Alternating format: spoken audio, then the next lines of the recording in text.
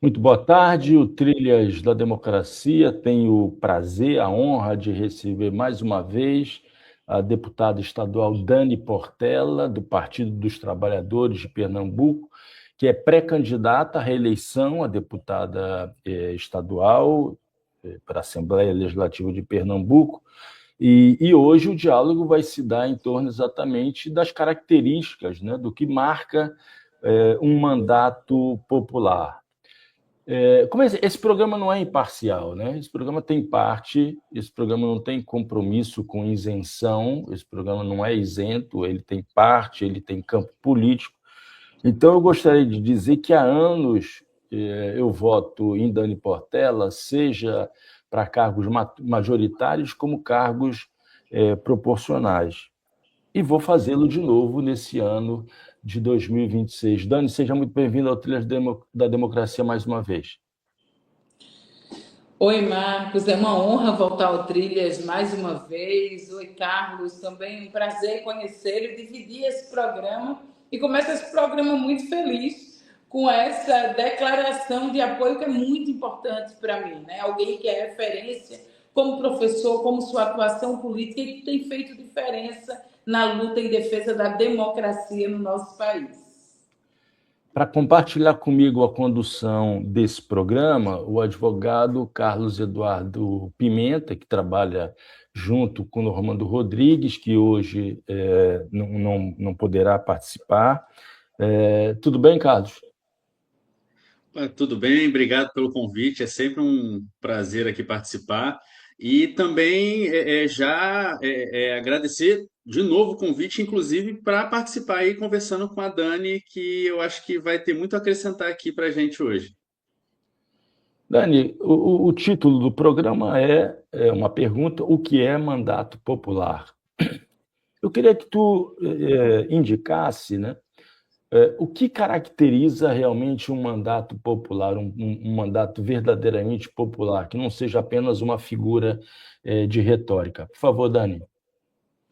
Olha, Marco, essa provocação dessa pergunta ela é muito necessária, né? Porque, a priori, todos os mandatos deveriam ser mandatos populares, né? Justamente o poder legislativo, nós somos eleitas para cumprir o que é a representação do povo, do município, do estado, do país, né?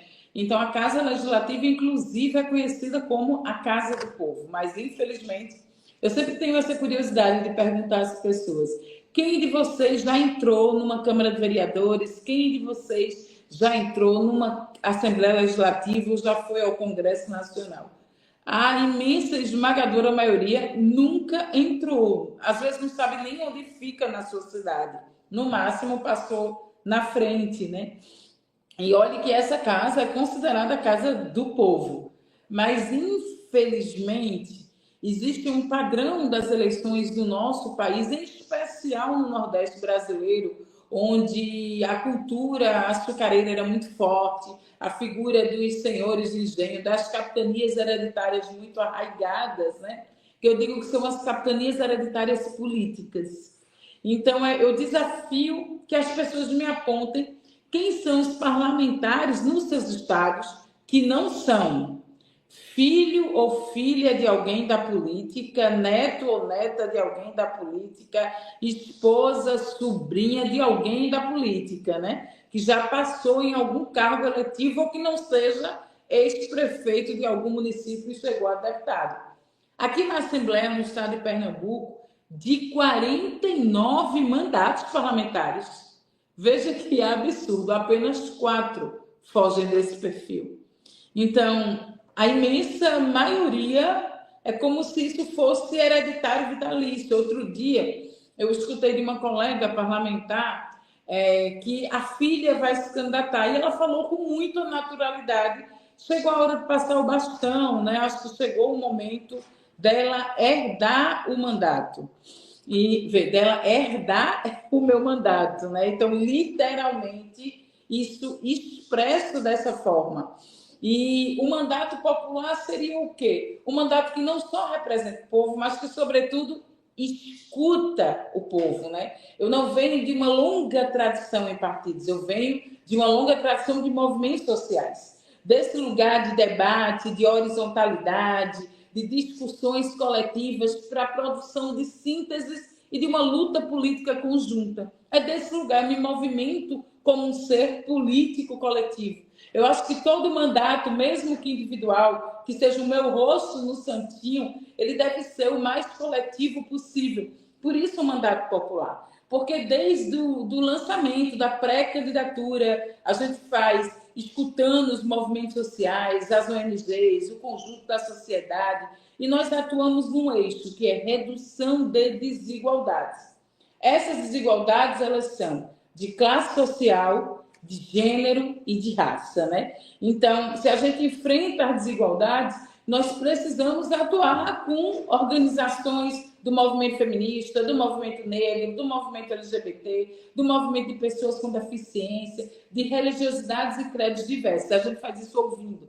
Desde o nascedouro, da gênese ali, nasceu o desejo, a gente precisa de candidaturas que representem essas pautas, que numa eleição balancem essas bandeiras, porque não é só uma bandeira ou uma pauta, são as nossas vidas e as nossas existências. E aí a gente constrói um programa participativo. Eu nunca entrei numa eleição, porque quando você é majoritária, já fui candidata a governadora, já fui candidata a prefeita, é obrigado pela legislação eleitoral registrar um programa. Como proporcional, você não é obrigado a nada. Inclusive, você vê material de campanha errado, que confundem o papel do legislativo com o executivo. E a gente faz uma rodada de escuta, de conversa, de plenárias. Agora eu vou iniciar as plenárias temáticas e regionais. Então, a gente constrói com muita gente. Quando a gente consegue chegar, eu sempre digo, eu nunca tomei posse. Quando eu fui eleita vereadora, né, antes de ser deputada, eu fui vereadora do Recife. E aí, como eu fui a vereadora mais votada, eu fazia o discurso de abertura da legislatura de posse do prefeito eleito. E eu disse, olha, eu não vou fazer um discurso de posse. Esse é um discurso de reintegração de posse. Reintegração de todos os territórios políticos que nos foram negados. Ao nosso povo preto, às mulheres, aos LGBTs, às maiorias que foram minorizadas e que são chamadas de minorias sociais, mas que não são. E aí, na nossa atuação legislativa, quando eu chego na LEP, é isso, a gente não chega só, a gente chega de bando, né? E como a gente chega com essa aldeia inteira, esse convite de aquilombar, veja, não tem nenhuma ação nossa das inúmeras leis que nós propomos e várias aprovadas, porque a gente vem com força coletiva. Nenhuma lei nossa é uma ideia que Dani teve e tirou da cabeça, ou que alguma assessoria teve e trouxe essa ideia. Todo projeto de lei, ele nasce coletivamente, né? Nós temos um conselho político e se o projeto é da temática de meio ambiente, nós chamamos as referências naquela pauta no Estado para construírem junto conosco um projeto de lei. Então, a sociedade civil, ela constrói cotidianamente a nossa mandata, né? Porque ela é feminista e a gente se chama assim. Então, um mandato popular é justamente esse mandato que trabalha com a escuta, que o projeto ele não começa e termina no parlamentar. O nome é o meu, mas poderia ser de qualquer um que representasse esse projeto coletivo, porque o projeto ele passa por mim, mas ele não termina, ele fala sobre nós, fortalecendo outras figuras, outras pautas, levantando muitas bandeiras e ouvindo muito. Então, eu caracterizo o mandato popular por uma atuação conjunta e conjunta real. É uma escuta real. As pessoas são chamadas e provocadas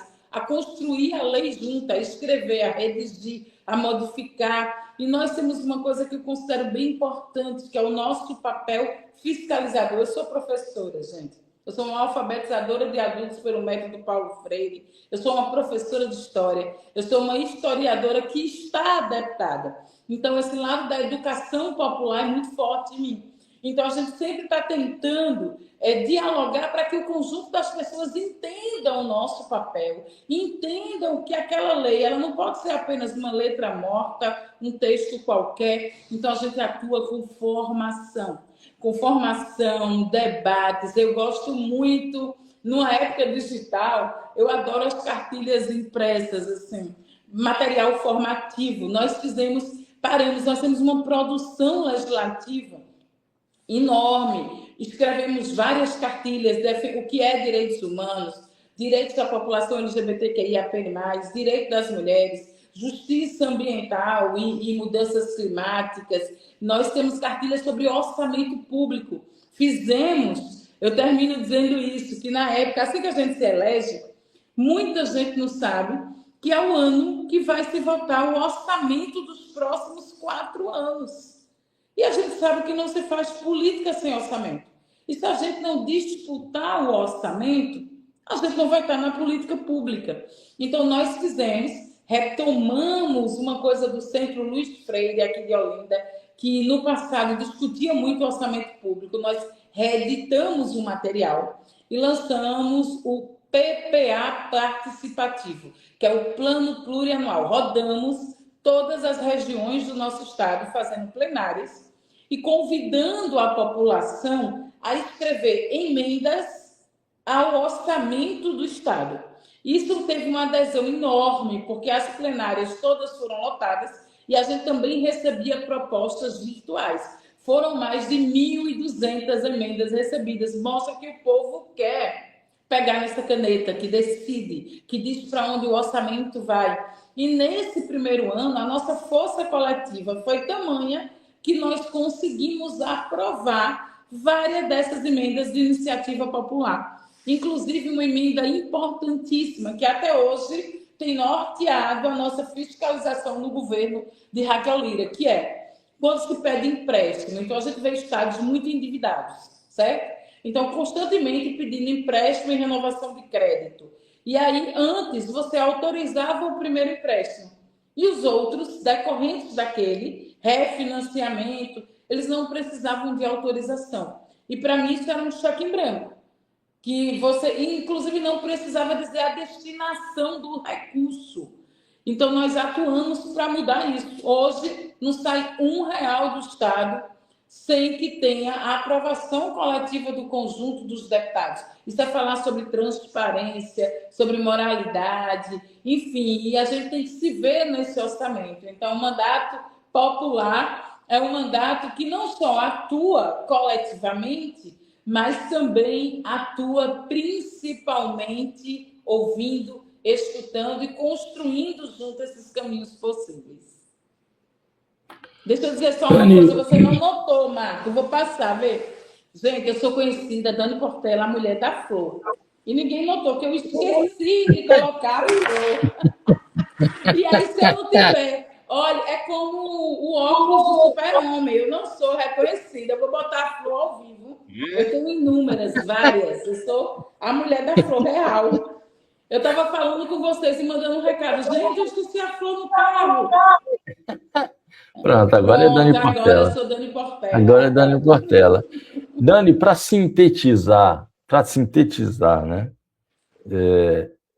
Aquilo que você disse, os projetos de lei que você apresenta são resultados de coletivos populares, né?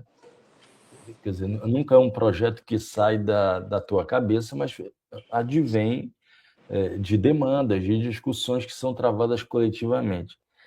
Isso é muito importante, porque no momento em que a gente toma conhecimento de que deputados, senadores apresentaram propostas, né, projetos, né, encomendados por banqueiros, né? Eu estou pensando aqui em Daniel Vorcaro e Ciro Nogueira, né? Mostra o que distancia um mandato realmente popular de um mandato que está a serviço de lobbies, de interesses privatistas da nossa sociedade, né? Por favor, Carlos.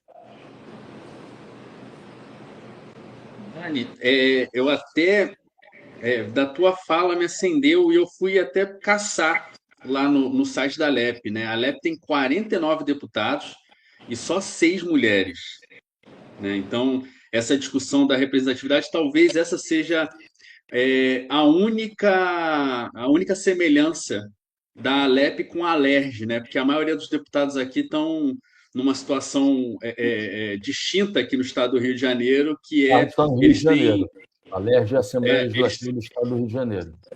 Eles têm mais notícias nas páginas criminais do que nas páginas de política, etc. Mas esse paralelo é interessante porque aqui também se configura muito dessa forma. São herdeiros de mandatos e aquela grande discussão que a gente sempre tem, né, da efetividade e da busca, né, por essa maior representatividade. E aí, a partir desse teu trabalho, né, que você faz, como é que você observa esse tipo de trabalho incentivando também essa nova possibilidade de candidaturas desses espaços que você ocupa? Assim, aquela coisa de caça-talento, né? Fala assim, poxa, dentro dessa construção aqui eu observei, eu consegui entender e absorver que existem outras pessoas que também têm essa busca, né, que eu faço. E como é que está isso aí, né? Como é que você observa esse movimento aí em Pernambuco? Olha, Dani, Carlos, a gente. Isso tem alguma. A pergunta do Carlos pode ser respondida por meio do exemplo da tua proposta não, de uma proposta coletiva que é do quilombo dos dos parlamentos, não?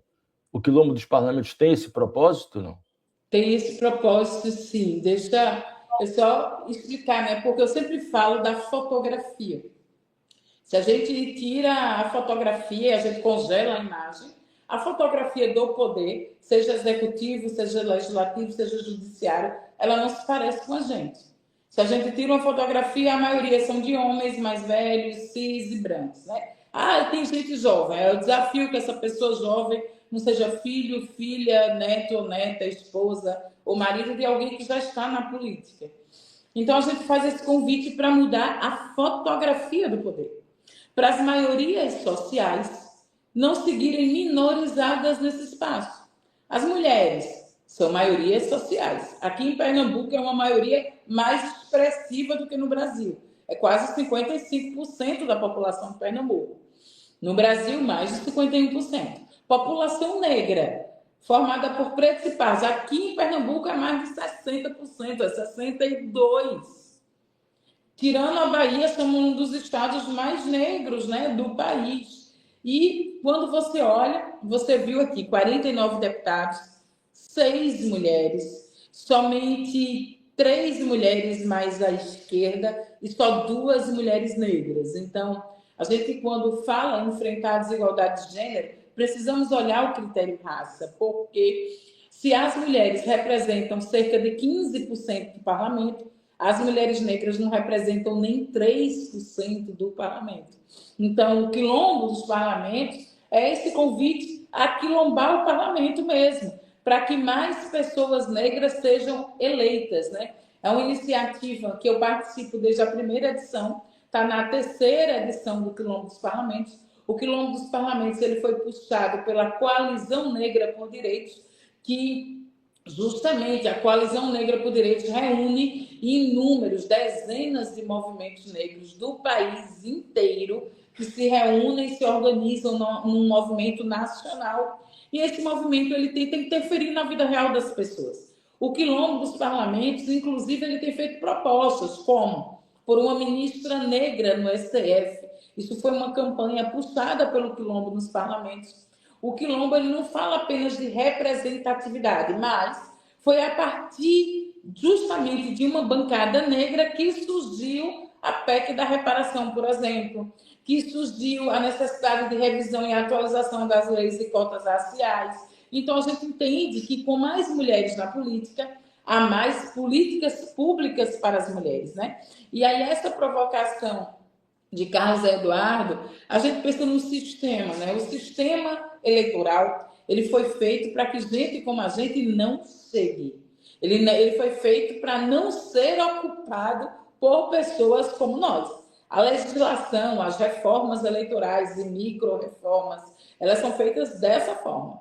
Mesmo que o TSE, entendendo o fosso, o abismo da desigualdade de gênero na representação política, lance uma norma para obrigar os partidos a terem um percentual mínimo da candidatura do gênero menos representado, que é o feminino.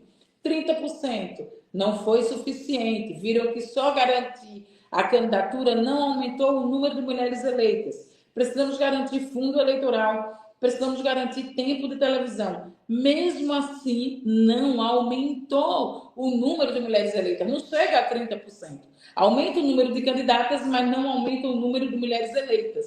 E acontece um fenômeno da estrutura patriarcal, machista e misógina brasileira, que é o fenômeno de explosão de candidaturas laranjas. Mulheres, como tem que ter a cota mínima, aí tem partido que diz assim, para o homem ser candidato, você tem que achar uma mulher. E essa mulher pode ser uma vizinha, uma amiga, a irmã, a esposa, a sobrinha, que é candidata apenas para figurar na cota, para preencher, e não é candidata real. Em 2016, quando o TSE lança a norma, foram mais de 16 mil mulheres que foram candidatas e não tiveram um voto sequer. E o mais grave, muitos partidos não fazem a prestação de conta, então essas mulheres elas ficam inelegíveis, com os direitos políticos cassados. Isso é muito grave, porque isso significa que não pode tirar passaporte, assumir cargo público ou função, realizar concurso. Um Enem, por exemplo, é muito grave o impacto disso na vida das mulheres e não tem aumentado a representação das mulheres. O Quilombo ele quer aumentar a representação de pessoas negras. E aí o TSE também entende que o abismo era ainda maior em relação às pessoas negras. E aí ele cria uma reserva do fundo eleitoral e cria algumas normas para se reservar uma fatia para as candidaturas de pessoas negras, pretas e pardas. O que é que acontece? Fraude. Eu digo que é a afroconveniência. Várias pessoas que em eleições anteriores se autodeclaravam brancas, no momento que passa a ter alguma vantagem, mudam a autodeclaração. Então, o PT, o meu partido, está fazendo uma coisa inovadora, Marco, Carlos, nessa eleição. É o primeiro partido que vai, nesta eleição, submeter as candidaturas a uma banca de heteroidentificação. Isso é o mínimo, gente. Isso é o mínimo. E esses partidos serem convidados depois a não perdoarem quem fraudar essas cotas, seja de gênero, seja de raça, né? Então, a nossa luta do movimento feminista é por paridade. Enquanto a paridade não chega, a nossa luta é 30% da reserva das cadeiras, das eleitas, e não apenas das candidatas, né? E aí eu tenho um desafio, que é, eu tenho rodado muito estado, e eu não sei construir sozinha, eu sou de construir junta, e tenho identificado mulheres no interior do estado de Pernambuco, algumas mulheres quilombolas, marisqueiras, pescadoras, mulheres agricultoras, que foram candidatas a vereadoras em seus municípios, e algumas delas chegaram muito próximos, gente. Eu encontrei uma liderança quilombola em Mirandiba, Mazé do Quilombo do Feijão, que faltou 52 votos. Encontrei uma outra mulher que faltou 117, uma marisqueira, encontrei uma outra pescadora de lagosta, de uma associação de mulheres. E essas mulheres chegaram muito perto. Uma fez campanha com a sua bicicleta. A maioria não recebe nem material de seus partidos, muito menos recursos. E eu tenho convidado essas mulheres a chegar junto. Porque eu acho que a gente não pode disputar somente voto. Nós não disputamos apenas eleição, a gente disputa projeto de cidade, de estado, do país. E eu tenho movimentado, identificado essas mulheres e essas iniciativas como o Quilombo dos Parlamentos fazem isso. Também tem uma iniciativa aqui em Pernambuco muito relevante. Eu me organizo na Rede de Mulheres Negras de Pernambuco e a rede, junto com a Casa da Mulher do Nordeste, lançou uma campanha que é Eu Voto em Negra, chamando esse convite a votar em mulheres negras, e faz no Nordeste inteiro. E essa campanha, ela faz reuniões, ela forma essas candidatas, ela dá assessoria jurídica, contábil. Então, tem muitas iniciativas como essa. E aí eu queria fazer uma provocação para vocês. O que aqui me incomoda Marco falou aqui de projeto de lei que é enviado por banqueiro. Eu me incomodo muito com essas iniciativas liberais, dessas escolas que foram surgidas na última década, né? Várias, como Renova BR, Eu Acredito, lidera algumas. Eu já fui, inclusive, convidada, porque eles meio que caçam talentos que podem ter expressão de votos. Só que essas escolas, quem paga a banda escolhe a música. Essas escolas, elas estão formando um parlamento liberal, alimentado por uma ótica liberal de Estado. E quando essas pessoas elas chegam às votações, elas são muito orientadas ideologicamente por essas formações. Eu acho que a gente precisa fazer o mesmo, tá? Eu estou criticando, eu nunca aceitei participar, mas eu sugiro que a esquerda brasileira se organize, porque a direita faz isso, gente. Eles pegam um projeto de lei de retirada dos nossos direitos. Por exemplo, está uma onda de avanço de projetos contra pessoas LGBTs, em especial pessoas transexuais e travestis. 18 estados do Brasil aprovaram leis anti-pessoas trans. E não é só sobre banheiro, tá? São coisas muito mais graves. Conseguimos barrar aqui em Pernambuco uma lei que queria proibir atendimento psicológico, gente, atendimento médico para pessoas trans menores de 18 anos. Isso é um absurdo. Isso coloca em risco a vida dessas pessoas. Então, como é que eles fazem isso? Alguém de Brasília faz isso e dispara esse modelo desse projeto de lei para o país inteiro, para as assembleias e para as câmaras municipais. Eles têm atuado em rede, em vários projetos de ataque, projetos que são nefastos. Nós precisamos contra-atacar, organizando as nossas escolas de formação do nosso campo, fazendo essa rede, dessa teia de troca de projetos para a gente espalhar a reação também por todo o território do país. Dani, vamos organizar um programa com a marisqueira que você falou, com a liderança quilombola que você fez referência há pouco. Vamos organizar um programa com essas mulheres negras que, por 50 votos, por 100 votos, não conseguiram ser eleitas. Depois a gente combina direitinho como é que poderia ser isso. Combinado. Olha, na tua resposta, você falou da PEC da reparação, né? Que é a PEC, me corrija se eu estiver errado, 27 de 2024, é isso? É isso. Que é a PEC da reparação para a população negra, que é da tua autoria. Eu queria que tu dissesse no que consiste essa PEC, por favor. Deixa eu só corrigir. Essa PEC, Marco, ela não é da nossa autoria.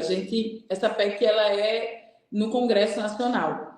Ela é uma PEC que ela foi construída coletivamente a partir da provocação da Coalizão Negra por Direitos e várias entidades negras. E eu faço parte dessas entidades. Quem é a autora da PEC? Uma audiência pública para discutir a PEC. Foi, para discutir isso, Fui autora da audiência pública. Eu acho que a autora da PEC é a deputada Dandara, que é do PT. Não tenho nem... Enfim, mas a bancada negra do Congresso Nacional se juntou para propor um projeto de emenda à Constituição. Então, nós temos a nossa Constituição, quem está acompanhando, que é de 88, e essa Constituição é a mesma desde 88. Então, para mudar esse texto, você precisa de uma PEC, né? E aí se lançou uma PEC para se criar. Qual é o objetivo?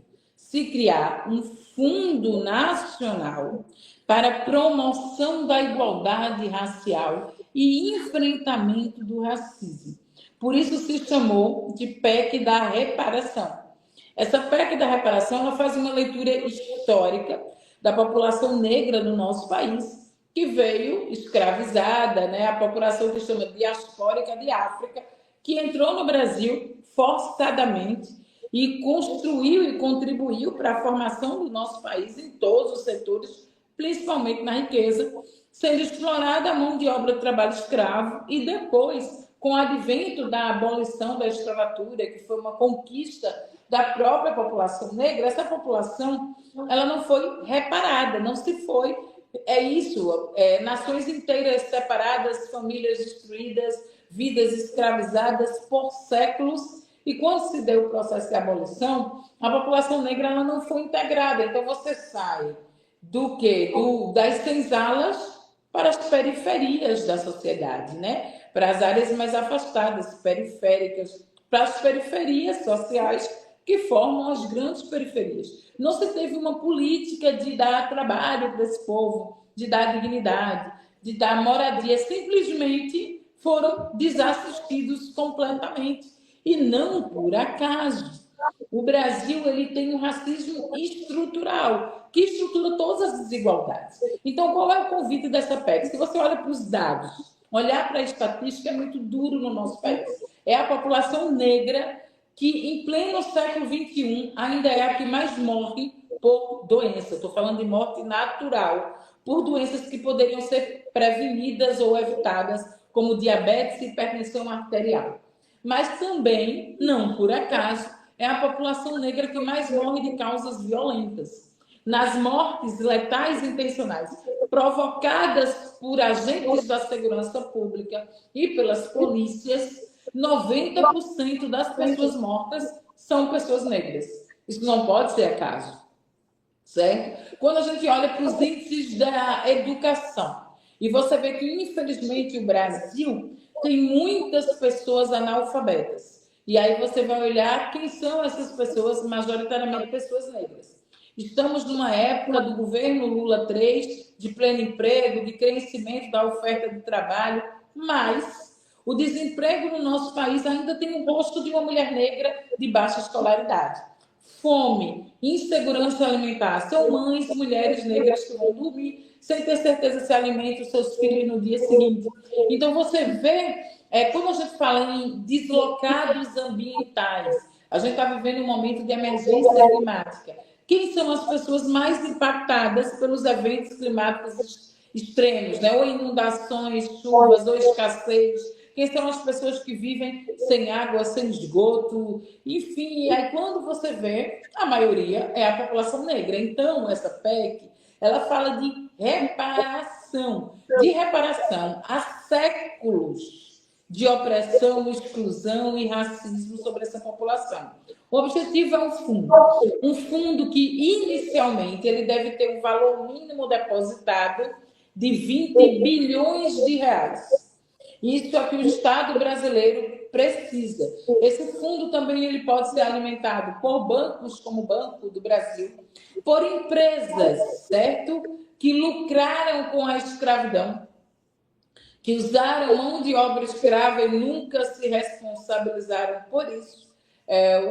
E o Estado brasileiro ele tem que fazer um aporte neste valor, e esses 20 bilhões seriam pagos em 20 prestações, 1 bilhão ao ano para políticas de promoção de igualdade racial e enfrentar as desigualdades. Também, essa política de reparação ela está sendo discutida no mundo. A nossa chefe de gabinete, uma referência para mim na luta do movimento negro, Mônica Oliveira, uma referência nacional da coalizão, da Rede de Mulheres Negras e internacional também, ela está agora, nesse momento, em Gana, discutindo reparação com as populações africanas dos países que escravizaram e que lucraram com a mão de obra escrava e que precisam reparar isso de alguma forma. Então, esse fundo, ele já tramitou a PEC da reparação, ela é de 2024, ela já passou, tramitou e foi aprovada em todas as comissões da Câmara de Deputados Federal. Agora ela está pronta para ser votada.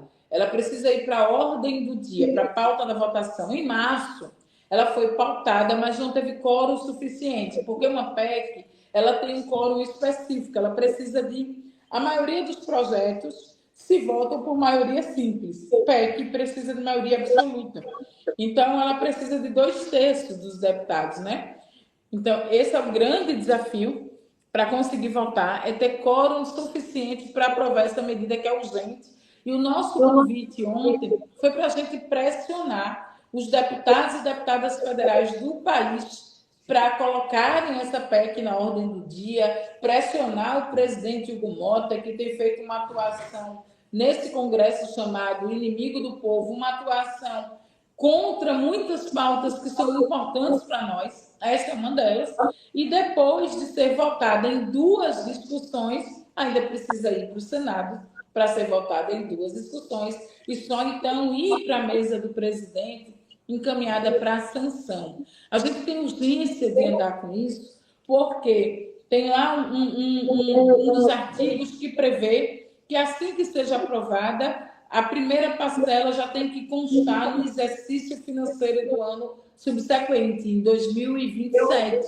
Então, é urgente a gente cobrar isso, é urgente para que nenhuma criança negra ela não tenha direito ao futuro, ela seja morta de uma bala achada em mais um corpo negro periférico com a farda da escola. A gente quer pensar em um outro futuro possível para a maioria do nosso país e por isso cobrar a PEC, ela está na ordem do dia. E, inclusive, tem ainda um artigo, só completando, que diz que esse fundo da reparação ele não pode estar sujeito às medidas de contingenciamento financeiro, né? Não está sujeito às medidas como, por exemplo, teto de gastos. Eu vou passar a palavra para o Carlos, mas antes só dar uma informação que mostra a urgência da aprovação dessa PEC e de outras medidas que, num sentido igualitário, né, entre negros e brancos no Brasil. O IDH médio do Brasil, né, que foi saudado, o Brasil ter chegado pela primeira vez no conjunto de países de IDH muito alto, é de 0,805. Aplicado apenas à população branca, o IDH brasileiro, o IDH da população branca brasileira é de 0,851. Aplicado apenas à população negra, o IDH brasileiro é de 0,774. Então, a distância entre o IDH da população negra no Brasil, 0,774, e o IDH da população branca no Brasil, 0,851, é enorme. É como se existissem dentro de um único país dois subpaíses. Medidas como essa, né, e outras tantas são urgentes num país que é estruturalmente atravessado pela desigualdade entre brancos e negros. Por favor, Carlos. Na verdade, eu acho que eu não vou nem fazer uma pergunta, eu vou fazer um elogio e uma provocação aqui, porque a Dani falou na primeira fala ainda dessa coisa que ela gosta, né, dessa coisa de cartilha, de produzir material, e eu estava curioso aqui, eu fui dar uma olhada no site, realmente tem muita cartilha, né? E tem muito material de formação, e eu acho que isso é muito interessante porque é da forma como se trabalha, né? Muito dessa discussão cabe justamente disso, né? Da falta de formação política que a gente passa para o povo. Então, eu acho que esse lado professora, né? Esse lado Paulo Freire, eu acho que ele é muito salutar. E aí a minha pergunta, se fosse nesse sentido, é falar, e como é que vocês fazem a construção dessa seleção dos temas e como é que é a recepção geral quando vocês entregam essas cartilhas para o público? Como é que é essa, essa, essa disputa entre a professora e a política, né? E como é que funciona isso aí na prática? Olha, Carlos, uma coisa que eu acho bem legal que essas cartilhas, elas são promovidas institucionalmente, é da Comissão de Direitos Humanos. A nossa equipe, junto com a Escola do Legislativo, a gente convida vários movimentos, entidades e organizações para pensar, tomar decisões. Essas cartilhas elas são muito provocadas a partir das nossas audiências públicas, da necessidade de ter um material mais concreto, né? Porque hoje a gente acha que tudo se resume à rede social, mas as pesquisas mostram que nem tudo é assim. Por exemplo, que apenas a metade da população, nem a metade tem acesso, gente, à internet e à rede social. Então, a gente precisa investir em outras formas também de se comunicar. Eu acredito muito em formação e educação popular. Então, esse tema ele vem das demandas que vão surgindo nas nossas audiências públicas, nas nossas escutas. E esse material, veja, ele é produzido como um material, é produzido por nós, mas é institucional. Então, nós não botamos a nossa logo do nosso mandato. Aí muita gente diz, oh, se produz o material, viaja, distribui, entrega, e não vai nem ficar a tua marca, porque a gente tem uma cultura de mandatos personalíssimos, né? Isso, e como se você só pudesse fazer alguma coisa se aquilo fosse lhe dar alguma vantagem pessoal. Isso é e a gente quer construir política de uma outra forma. Esse material a gente distribui para escolas do Estado, para prefeituras. Inclusive, escrevemos as nossas cartilhas numa premiação nacional de escolas dos legislativos e tiramos segundo lugar no Brasil. E veja, nós perdemos segundo lugar com gosto de primeiro, porque nós perdemos para a escola do Senado, que é uma estrutura quase uma universidade. Então, inclusive, sendo muito elogiado, a questão da gente pautar temas como direitos da população LGBTQIAPN+, porque são pautas que a maioria das casas legislativas não com o avanço da extrema-direita e do fundamentalismo religioso, elas não querem pautar abertamente. Então, fazer esse debate institucionalmente, para a gente tem sido de suma importância. A Assembleia, eu provoco muito a vinda de alunos, né, de alunos de ensino, desde crianças até adolescentes, para visitarem o Poder Legislativo. E aí nós criamos, junto com a biblioteca, um roteiro na Assembleia, né? E esse roteiro sempre termina provocado por algum debate de uma dessas cartilhas. Então, para mim, faz muito sentido passar pela Casa Legislativa e deixar uma marca, né? Essas cartilhas, elas falam de temas que são importantes, ela faz um resumo histórico do tema, fala as legislações mais importantes sobre aquele tema. Quando você tiver direitos violados, onde procurar? Então, ela dá vários caminhos, assim.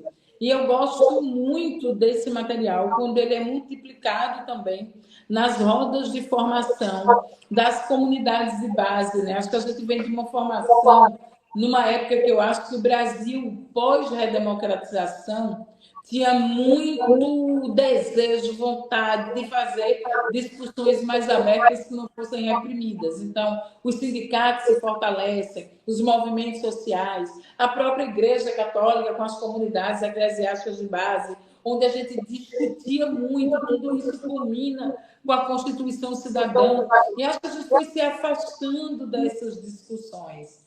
Eu faço uma coisa que eu gosto muito de fazer, eu faço cotidianamente, que eu digo que eu nunca, veja, eu sou da política, eu, Dani Portela, nunca fiz ou farei uma carreata por todo o debate ambiental e de que a gente faz.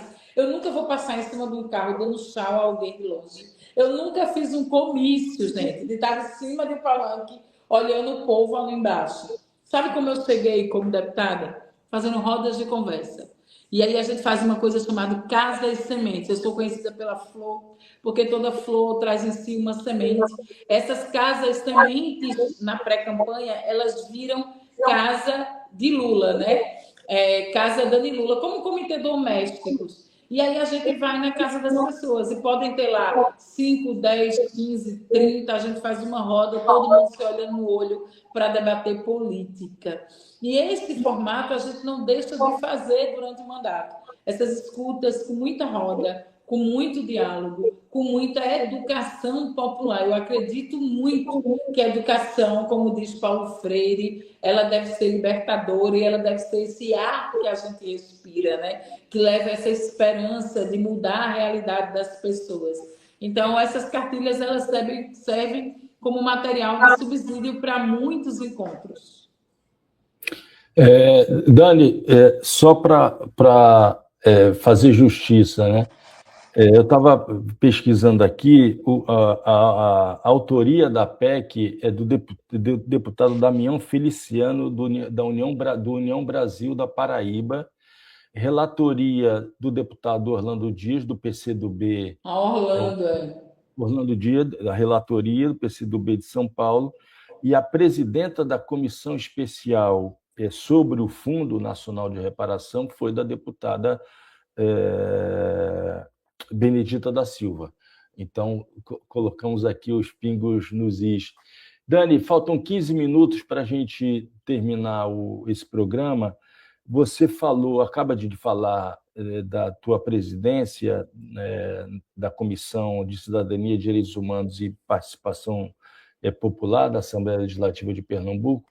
Eu queria que tu falasse dos desafios que você vem enfrentando, e, em algum momento da tua resposta, falar de um daqueles desafios que eu pude acompanhar, que foi a tua oposição, o teu questionamento à lei dos intervalos bíblicos nas escolas, que é um exemplo daquilo que você disse também em outro momento, que é a capacidade orgânica dos grupos de extrema-direita, de direita e extrema-direita, de apresentarem projetos de lei em várias câmaras de vereadores, em várias assembleias legislativas do Brasil inteiro. Por favor, Dani. Olha, Marco, eu sou uma defensora de direitos humanos, também sou advogada, como advogada popular, venho dessa construção, e a pauta de direitos humanos ela passou a entrar em disputa com o crescimento da extrema-direita no nosso país. Veja, o Brasil é o 5º país mais violento do mundo para as mulheres. Mas se essas mulheres forem mulheres trans, ele é o primeiro. É o país mais violento do mundo para a população LGBT e não é há um ano, é há 15 anos. Então, é o país também que tem um grande número de mortes violentas da população, da juventude negra, de periferia. O cárcere, se a gente for discutir o cárcere, né? O cárcere no nosso Brasil, ele tem classe, ele tem raça. Então, muitas pessoas comparam as prisões aos antigos navios negreiros. Então, a gente tem muitos debates que atravessam essas desigualdades profundas. E o Brasil também é um dos países que mais mata defensores e defensoras de direitos humanos. Carlos está falando do Rio de Janeiro, eu digo sempre que o Rio de Janeiro é um caso sempre à parte. É quase um estado de exceção permanente, um estado paralelo do poder das milícias, inclusive elegendo, né? Tem bancada de pessoas milicianas e com relações com as milícias e com o crime organizado que se espalharam no país inteiro, certo? Mas o Rio de Janeiro ele tem uma realidade muito típica, né? Justamente, não por acaso, que é no Rio de Janeiro que uma vereadora favelada da Maré, Marielle Franco, foi assassinada, né? Então, a morte de Marielle, eu tive há 2 semanas atrás em São Paulo, naquele evento organizado por Manuela Dávila, o MEL, que é Mulheres em Luta, e lá nós fizemos um momento de culminância do Instituto Marielle Franco, e eu sou uma das pessoas também apoiadas por esse instituto desde o início, né? Desde 2018, e atravessada pela morte de Marielle, por esse convite de quando uma cai, nascem outras 100 de nós, né? De espalhar Marielles pelo Brasil inteiro, né? Tenho a honra de ser até muito confundida com Marielle, mas veja, é um estado que assassina uma vereadora eleita para silenciar a sua voz e viram que não poderiam calar, né? Então, a pauta dos direitos humanos, ela entrou na disputa. E muita gente fala direito dos manos, como se fosse direito dos bandidos, né? Fazendo um trocadilho muito punitivista em relação ao termo. Então, essas comissões, elas passaram a ser muito disputadas, né?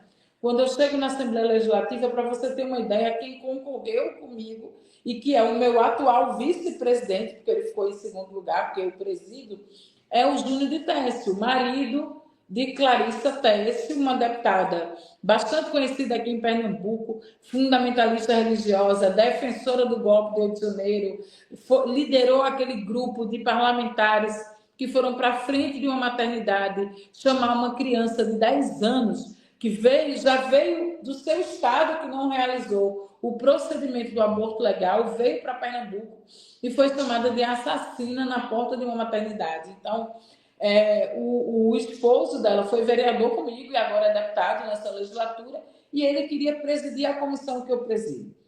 Veja, dentro dessa comissão de direitos humanos estão quadros fundamentalistas e autoritários do nosso estado, como o deputado pastor Júnior Teste, o deputado pastor Cleiton Collins, da comunidade terapêutica, né, que tem inúmeras comunidades terapêuticas e trabalham numa lógica punitiva em relação ao tratamento e uso de drogas e outras substâncias, e o Joel da Harpa, né?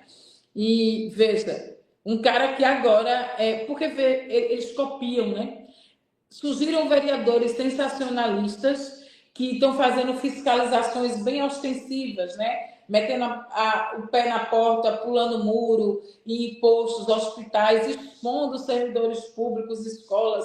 Isso fez escola. Aqui na nossa cidade fez um vereador chamado Eduardo Moura, que é bem sensacionalista, é uma live, como se fosse um programa policialesco ao vivo, né? Uma fiscalização parlamentar, um instrumento tão sério, utilizado dessa maneira. E também, agora, esse Joel da Harpa, ele está copiando uma outra pessoa, perseguindo as pessoas que ficam fazendo flanelinha na rua, né? Cobrando pelos estacionamentos em vias e locais públicos. Mas é uma coisa bem ostensiva, de empurrar, de derrubar, de ir com policiais junto, uma coisa bem violenta com essas pessoas e de maneira muito sensacionalista. Veja, essas pessoas estão na comissão comigo. Então, eu tenho que ficar cada reunião vendo quem vai dar o coro, porque dependendo do coro, eu mesmo não consigo passar projetos que são importantes para nós. Então, eles se organizaram para tomar esses espaços. Então, para a gente ter conseguido presidir essa comissão e montar uma equipe muito qualificada em Pernambuco, o Conselho Estadual de Direitos Humanos estava sem legitimidade, não fazia eleição há anos. Nós retomamos o Conselho. Em Pernambuco, o Comitê Estadual de Combate e Prevenção à Tortura para todas as pessoas privadas de liberdade, eu acompanho hoje todo o sistema carcerário feminino e masculino, também as pessoas menores de idade que cumprem medidas socioeducativas, e aí já me coloco completamente contrária à redução da maioridade penal, e eu acompanho as casas de detenção aqui. Também acompanhamos as pessoas que cumprem medidas de segurança por questões psiquiátricas, que cometeram crimes e delitos, e também pessoas que não cometeram crime nenhum, mas que estão privadas de liberdade em comunidades terapêuticas, internações psiquiátricas, abrigos para crianças e jovens menores de idade que estão discutindo ali o poder familiar, casas de idosos. Então, a comissão ela tem um papel fundamental. Nós também retomamos o assento na SEACA, que é a comissão no Estado, certo? A comissão no Estado que acompanha todos os conflitos territoriais em Pernambuco. Pernambuco é o segundo estado no Brasil com os conflitos mais sangrentos em relação à posse de terra. Inclusive, a comissão tem sido fundamental para deter o movimento nacional de invasão zero. Não sei se você lembra, né? A extrema-direita ela está, inclusive, financiando capangas, luta armada nos territórios. Então, a gente está nesses territórios acompanhando vários conflitos territoriais com uma atuação muito importante. Recentemente, uma atuação nossa, né, em Maracaípe, uma praia aqui, Porto de Galinhas, Carlos. Não sei se você já viu a Pernambuco, já se sinta convidado, mas é um cartão postal do nosso estado. E no final do porto existe uma praia chamada Maracaípe, é Pontal de Maracaípe. É um estuário de cavalos marinhos, onde tem um manguezal, uma área de preservação ambiental, que uma família decidiu mudar as placas e colocar Pontal dos Fragoso. E essa família, ela colocou um muro um muro passando dentro do mangue, colocou cerca no mangue. E aí isso, inclusive, tem impactado na desova das tartarugas. Então, foi toda uma luta para a derrubada desse muro. Eles colocaram câmeras de vigilância dentro das árvores do mangue. Então, as mulheres pescadoras, marisqueiras, não se sentem à vontade, se sentem perseguidas, eles têm vigilantes armados na área do terreno. Então, é um conflito muito grande e a gente vem lutando por uma praia sem cercas, por uma Maracaípe sem muros. A comissão tem feito uma atuação muito importante. Dentro dessas pautas, veja, dessas pautas que são fundamentais, eles tentam avançar a extrema-direita, infelizmente, a extrema-direita que aqui no Brasil ela se expressa no bolsonarismo, o fundamentalismo religioso ele aumentou muito nos últimos 30 anos do nosso Brasil. Já existem intervalos bíblicos em muitos lugares, certo? Inclusive no poder executivo tem lugares que fazem reuniões para leitura e cultos, no Ministério Público, no Poder Judiciário. Então, é uma prática que ela foi instituída em alguns lugares e chegou nas escolas. Ok? Enquanto um grupo de meia dúzia de alunos pegam um violão e leem a Bíblia em uma rodinha ali no intervalo, isso é uma questão. O que aconteceu agora é um projeto de lei que visa instituir o intervalo bíblico-religioso nas escolas. Esse projeto ele foi proposto pela missionária Michelle Collins, que é daqui de Pernambuco, no curto período que ela ficou como deputada federal, e se espalhou no país inteiro. E ele é muito sério, porque o que é que ele prevê? Não é apenas 4 alunos lendo a Bíblia, ele prevê uso de áreas externas da escola, áreas comuns, como pátio e quadra, uso de som e amplificadores, e convidados externos. O que é isso? É um culto religioso numa escola que deveria ser laica por princípio.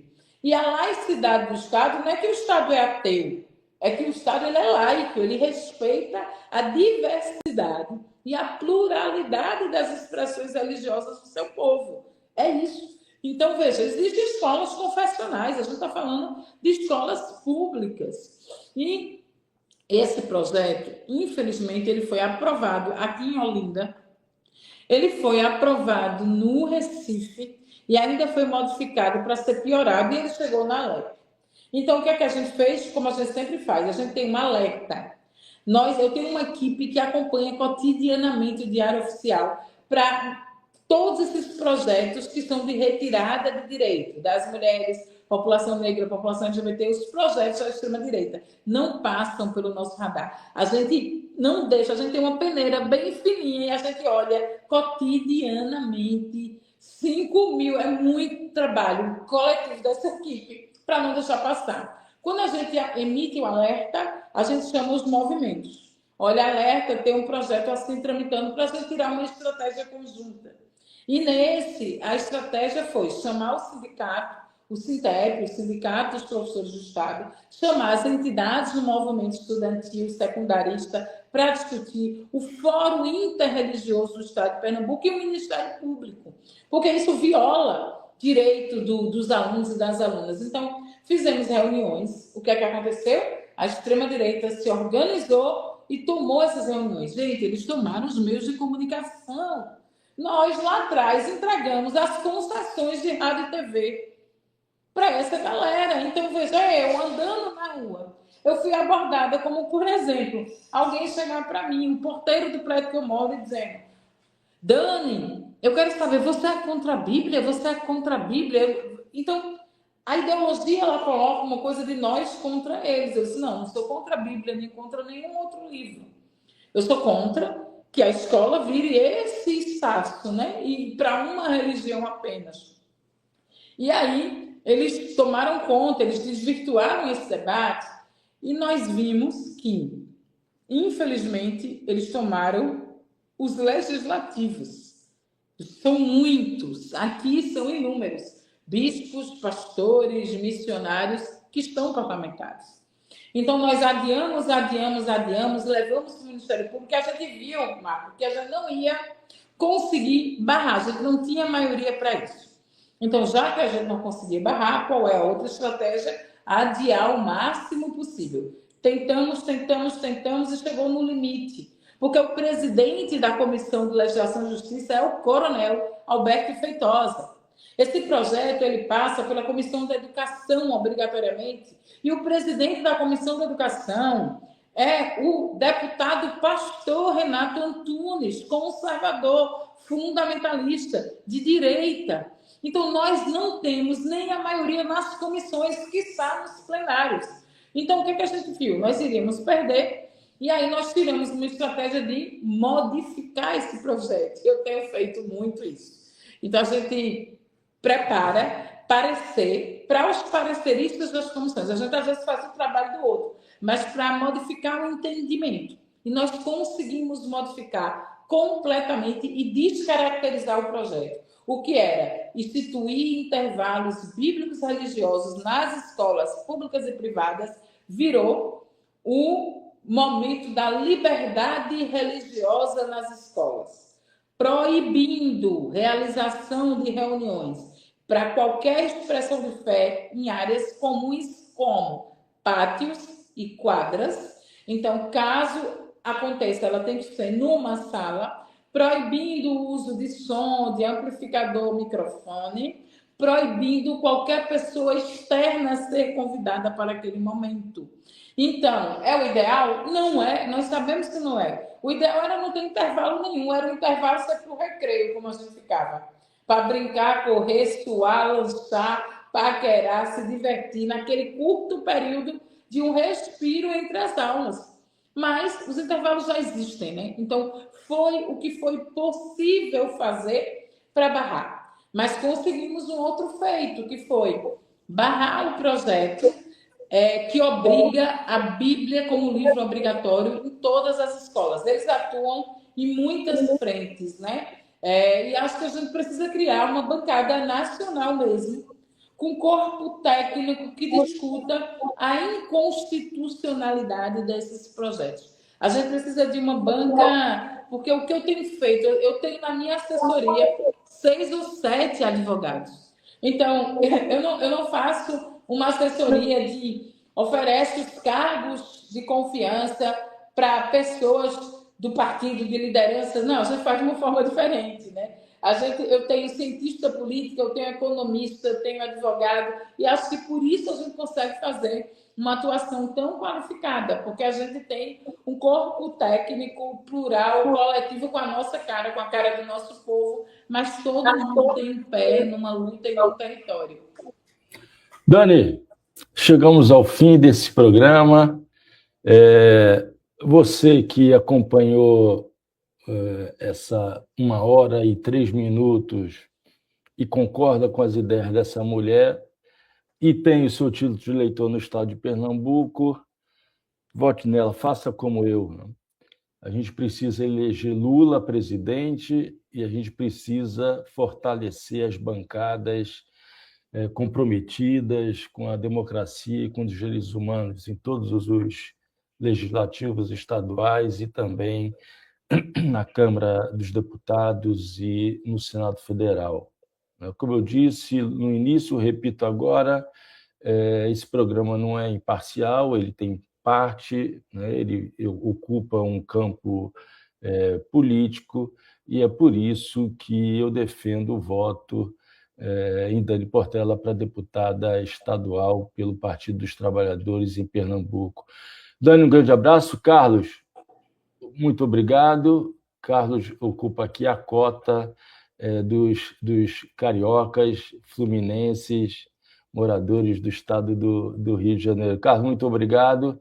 Dani, grande abraço. Vamos bolar esse programa com aquelas mulheres negras que perderam por pouco as eleições. Esse é o espaço para dar voz a essas mulheres negras batalhadoras, lutadoras. Diga, Dani. Um minutinho.